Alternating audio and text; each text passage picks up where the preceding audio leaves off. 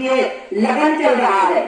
कहीं अंग्रेजी बाजा बाजत बा, कहीं डीजे बाजत बा, कहीं दुल्हा या कहीं दुल्हन जात में, हर कोई इंसान उसमें शामिल है, उसमें देख रहा ताक रहा, लेकिन शिव चर्चा कहीं नहीं होता। शिव चर्चा तो सिर्फ इच्छा से होता है, और जब होगा तभी मौका मिलेगा, उसके पहले मौका नहीं मिलेगा। इसलिए शिव दरबार में आकर के बैठे हुए व्यक्ति कुछ ना समझ में आए तो अपने नैया के भाव से पार करने के लिए शिव से दया मांग करके देखिए कि हे शिव, हमारे ऊपर भी बहुत कष्ट है, आपको हम गुरु बनाते हैं, और इसी क्षण इसी पल से हे शिव आप मेरे गुरु है, मैं आपका शिष्य हूँ। भाई हो तो शिष्य बोल करके कहे, बहन हो तो शिष्य बोल करके कहे, मेरी नैया भाव से पार कर दीजिए गुरु महादेव।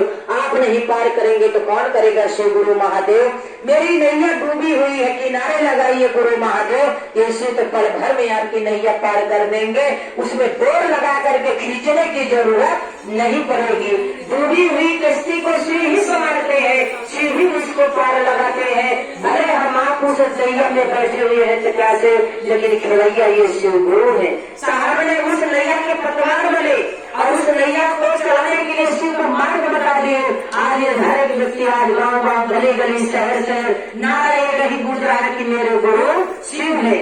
ये शिव का मार्ग बहुत सुंदर है मेरे भाई बहन, सुनने में जब इतना सुंदर लगता है तो मेरे भाई बहन उस शिव के दरबार में बैठने में कितना सुंदर लगता होगा। जो शिव शिष्य बन के रखते हैं उनका भाव उनका आचरण बता देता है, ये देखो ये शिव का चेहरा है, ये देखो ये शिव का शिष्य। लेकिन तब तक शिव शिष्य नहीं हो पाएंगे जब तक हम दूसरे के बाग की फुलवारी को निहारेंगे, जब तक हम दूसरे के पेड़ के फल को निहारेंगे, जब तक हम दूसरे के मड़ई को निहारेंगे, जब तक हम दूसरे के महल और खजाने को निहारेंगे, तब तक हम शिव शिष्य नहीं बन पाएंगे। शिव शिष्य अगर बनना है तो काम क्रोध लोभ मोह अहंकार के तागिए तभी आप शिव शिष्य बन पाएंगे।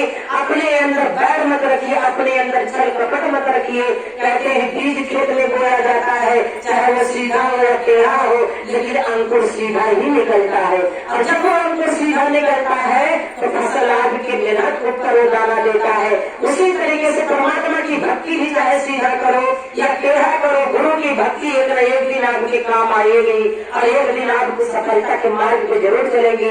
भाव से नैया जरूर पार होगी। मेरे भाई बहन शिव की दुनिया में रह करके शिव को पूछ करके दे देखो, सच्चे तन मन से दीदी माँ कहती थी अगर शिव ना सुने तो मुझको याद करिए, मैं भी एक शिव शिष्य हूँ, मैं दया कराऊंगी अपने महागुरु महादेव से। हम लोग तो जाने अनजाने के देवी देवता झाई सुखाई भूत प्रेत के चक्कर में पड़ करके भगवान का मार्ग छोड़ देते हैं। उस मार्ग को हम भूल जाते हैं जो शिव का मार्ग। साहब ने कहा कि नदी आ रही है एक घाट बहुत तेरे, सारे घाट पे जाओगे पैर में कंकर जो होगा। साहब ने कहा कि मैंने उस कंकर को चुना जो शिव का मार्ग लेकर के चलता है। उस मार्ग पे चलिए, फूलों से सजा हुआ मार्ग है, कांटा कभी नहीं चुभेगा, दर्द कभी नहीं होगा। टक्कर पे बैठ के जाओगे तो झटका लगेगा, लेकिन शिव की सवारी पकड़ के जाओगे कभी झटका और चर्च महसूस नहीं होगा। दवा की जरूरत नहीं पड़ेगी, दया की जरूरत पड़ेगी। इसी के ऊपर विश्वास करके चलिए मेरे भाई बहन, कभी भी आपका पैर कभी नहीं डगमगाएगा।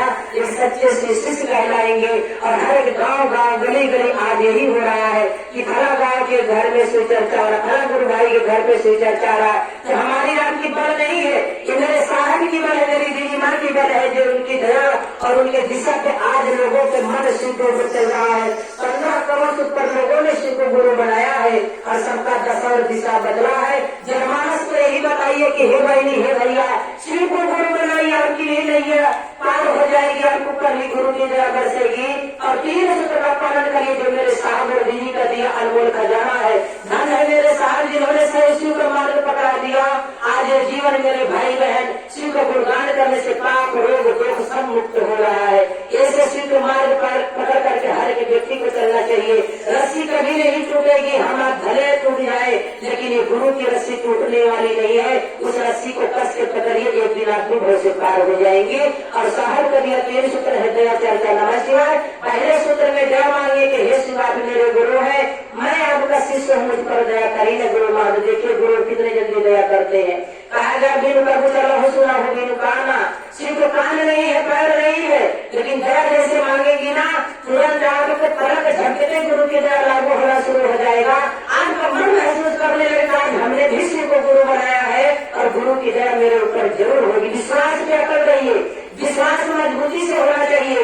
कभी विश्वास में धोखाधड़ी मत करना, कभी गुरु के बारे में भी उल्टा पुल्टा मत सोचना। ये गुरु तो हर पल दया करते हैं, बस हमारा मन मजबूत होना चाहिए। दूसरा सूत्र है चर्चा करना। सारे सही कहते थे कर भला तो हो भला। आज का भला हो रहा है तो दूसरे गुरु भाई बहन को बताइए कि हे भैया, हे बहनी, हे दीदी, शिव मार्ग पकड़ लीजिए, शिव बहुत दयालु है, हमारो नैया पार होगी, आपको नैया पार हो जाएगी। शिव की कृपा बहुत बड़ी बात है, उनका महिमा गावत गावत हमला खटक है।